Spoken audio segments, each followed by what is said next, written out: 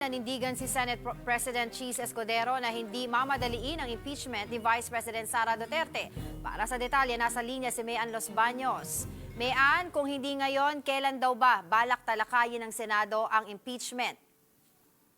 Hi Angela, magandang tanghali sa iyo. Katatapos-tapos lamang ng press conference sa Senate President Cheese Escudero at ito yung kanyang paliwanag ha. Legally speaking, hindi pwede magkaroon ng impeachment trial during the break o habang nakabreak ang sesyon ng Senado mula ngayon hanggang sa June 1. Paliwanag ni Senate President Cheese Escudero, para mag-convene ang impeachment court ay dapat may sesyon ang Senado at para makapanumpa ang impeachment o ang mga senator judges ay dapat ding may sesyon ang Senado. Ang posibleng mangyari, Angela, ay masimula ng pag-convene ng impeachment court sa pagbabalik ng sesyon sa June 2. So yan yung earliest. Pero ang pag-amyenda o pagsasaayos ng rules ng impeachment ay pwede na i-draft ngayong break para aaprobahan na lamang ito sa pag-resume ng sesyon sa June 2. Sabi ni Escudero, Angela, hindi nila mamadaliin ang impeachment trial pero hindi rin nila ito patatagalin o uupuan.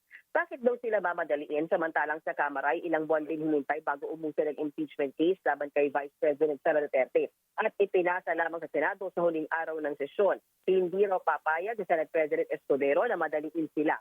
Ang senaryo, Angela, ay sakaling makapag-convene ng impeachment court ng June 2, that means 19th Congress ang mag-uumpisa o magsisimula ng trial proper, pero ang magbibigay na ng hatol ay ang 20th Congress. Dahil remember, manunumpa na by June 30 yung mga bagong senador, pero Angela, hindi pa sila pwedeng tumayo as senator judges hanggang sa araw ng SONA, which is the 3rd week of July, kasi yung unang session nila.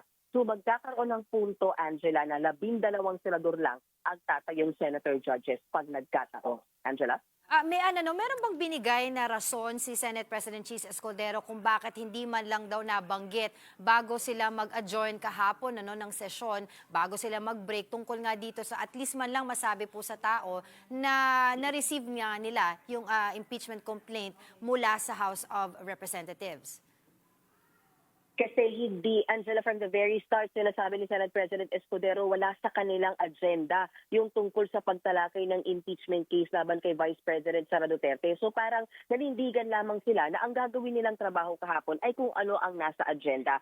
Kumbaga, hindi nila mamadaliin. Kasi sinasabi nga niya, before the convening of the impeachment court, dapat mag-usap muna yung mga senador. Dapat talakayin muna yung mga rules. At walang ganong nangyari. Angela, walang pag-uusap, walang focus. Ito yung claim ni Senate President Escudero, ha? Before nangyari yung pag-transmit ng impeachment, articles of impeachment kahapon. So parang ang sabi niya, bakit kami mamadaliin at bakit namin tatalakayin kahapon? Ba't namin babanggitin? Kung to begin with, hindi nga kami nag-focus o nag-meeting about it.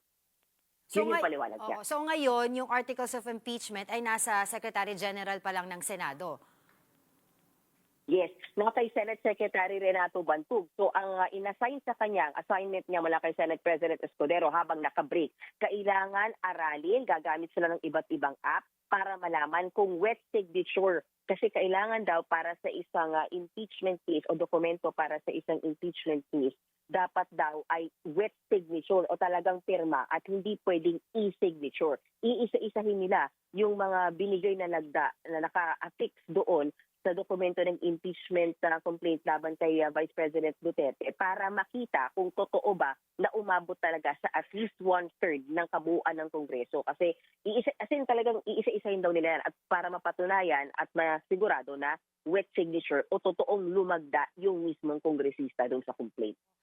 May andun sa mga natutunugan mo dyan, may sapat kayang numero para sa Senado para suportahan ang kauna-unahang impeachment sa isang sitting Vice President? Kasi sa ngayon, ang very transparent dyan, and of course, yung kaalyado ni Vice President Sara Duterte, which is of course si Senator Bato de la Rosa, you have Senator Robin Hood Padilla, and Senator Bongo. Meron pa ba tayong iba pang natutunugan ng mga pangalan?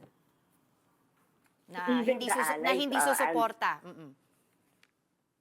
Even the allies, Angela, refuse to comment kung ang kanila bang magiging boto ay akwital. For example, Senator Bato de la Rosa kahapon kausap natin. Alam naman nating alyado ng mga Duterte. Pero sinasabi niya once magsuot na ako ng robe, sabi niya, he will do his best to be neutral. Pakinggan yung laman ng magiging trial bago siya magdesisyon. So even yung mga kaalyado ayaw nilang magsabi kung ano yung kanilang magiging boto except for Senator Robin Padilla na na-interview natin doon sa rally nung unity rally ng Iglesia ni Cristo, kung saan sinabi niya na at that point in time, alam na niya na acquittal yung kanyang boto. Parang siya pa lang yung naririnig natin. And so far, ang sinasabi ni Senate President Escudero, i-admonish niya at paulit-ulit na i-remind ang mga kapwa senador, huwag kayong magsasabi ng inyong leaning kasi sinasabi ni Senate President Escudero, more than dun sa magiging hatol, ang pinaka-importante sa kanya ay manatiling credible at kapanipaniwala